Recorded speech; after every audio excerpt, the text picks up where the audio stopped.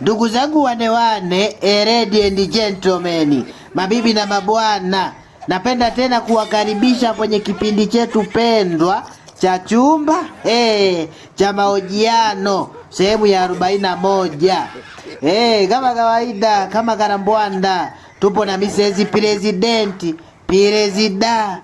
Sasa sitaki kukuchosha na we usinichoshe sana mimi.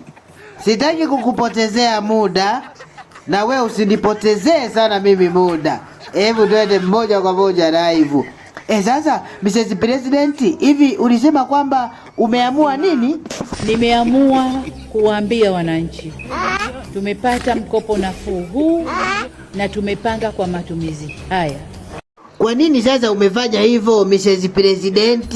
Nimefanya hivyo kwa sababu huu mkopo nitakuja kuulipa nyinyi. Kwenye fedha hii sina huruma na mtu. Sasa Mrs. President, kulipa sisi tena?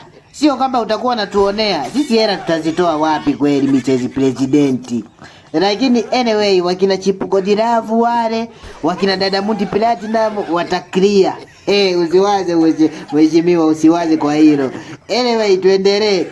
Hivi mheshimiwa Mrs. President, hivi tukikutazama tunaweza kusema wewe ni mweupe au ni mweusi? Ukinitazama hivi mnasema mheshimiwa rais ni mweupe, lakini nina rangi halisi.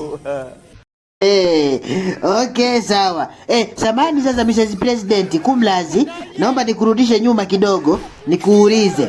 Hivi ulisema Europe mafuta wanauzaje? Samahani. Euro 6,000 kwa lita moja. Aha, okay, sawa. Sasa hapo sasa hivi nimeelewa. Na Marekani ulisema wanauzaje? Marekani dola 8,000 kwa lita moja. Okay, asante sana kwa muda wako Mrs. President. Haya, usisahau kulike, kucomment, kushare na kusubscribe akaunti yetu ya Ndui Media. Asanteni sana.